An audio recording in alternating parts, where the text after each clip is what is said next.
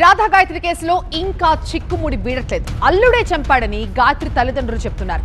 ముస్సోరికి వెళ్లే ముందు అల్లుడి ప్రవర్తన చాలా వింతగా ఉందని తల్లిదండ్రులు చెప్తున్నారు.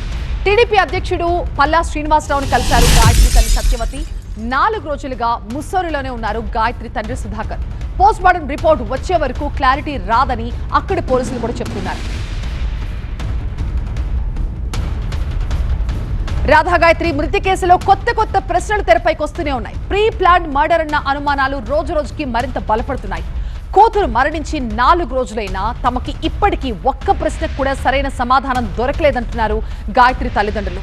అర్ధరాత్రి హ్యాపీగా ఫోటో పంపించిన శ్రీచరణ్ కొన్ని గంటల్లోనే గాయత్రి చనిపోయిందని ఎందుకు చెప్పాడు? వీడియో కాల్ ని స్క్రీన్ రికార్డ్ చేయాల్సిన అవసరం ఏమొచ్చింది? అసలు ముస్సోరి టూర్ విషయం ఎందుకు దాచారు? ఇలా వరుస ప్రశ్నలతో అల్లుడినే నిలదీస్తున్నారు గాయత్రి తండ్రి సుధాకర్.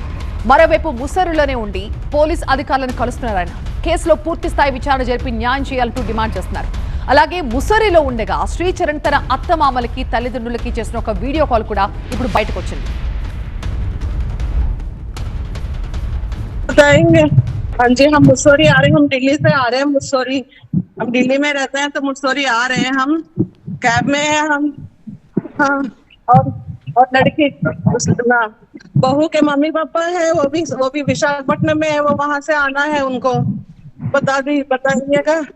नहीं यार, मेरी बात लगता है नहीं यार, ఏమైందమ్మా? అన్నయ్య గారు మాట్లాడమనండి. ఏం జరిగిందండి? గాయత్రి ఎలా ఉందండి? आप जी बताओ ना, वो लड़की की कंडीशन कैसे है? आना पड़ेगा। हम आ रहा है सर, हम आ रहा है। हम है ना विशाखापट्टनम में इवनिंग फ्लाइट में आ रहा है। उनका कंडीशन कैसा है? चरण कंडीशन है।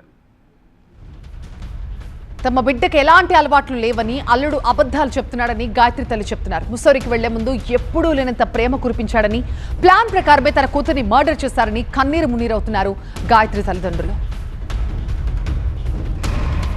ముందు మా పాప వారం రోజుల ముందు చెప్పింది. 2 రోజుల ముందు మాత్రం మేమిద్దరమే వెళ్తున్నాం అంది. వాళ్ళ అత్తగారిని కూడా అడిగాను, బాగున్నారా వాళ్ళు? బాగుంటేనే పంపించండి అని. బాగానే ఉన్నారు, అంతా బాగుంది, మీకేం భయం లేదని వాళ్ళ అత్తగారు మాట ఇచ్చారు నాకు. వెళ్ళారు వీళ్ళిద్దరూని అంతే. ముందు మా అమ్మాయి ఆ రోజు 2 గంటలకు ఫోన్ చేసింది. సండే మార్నింగ్ చేసింది. సండే నైట్ 1:30కి అబ్బాయి ఒక సెల్ఫీ పెట్టాడు నాకు. ఎప్పుడు అబ్బాయి అలా చేయడం నేను ఇదే ఫస్ట్ టైం. నాకు తెలియదు, పెళ్ళైన దగ్గర నుంచి నాకు ఫోటోలు పెట్టడం కూడా ఎప్పుడు లేదు. మేమిద్దరం బాగున్నాము అని ఒక ఫోటో పెట్టాడు. ఇదైతే ప్లాన్ ప్రకారంగా అబ్బాయి చేశాడన్నది నేను నమ్ముతున్నాను. ఎందుకంటే 5వ తారీఖు నుంచి అబ్బాయి వెళ్ళే వరకు మా అమ్మాయిని ఎంతో ముద్దుగా, ఎప్పుడూ లేనంత ప్రేమగా చూసుకుంటున్నాడని మా పాప చెప్పడం జరిగింది నాకు. అదైతే మాత్రం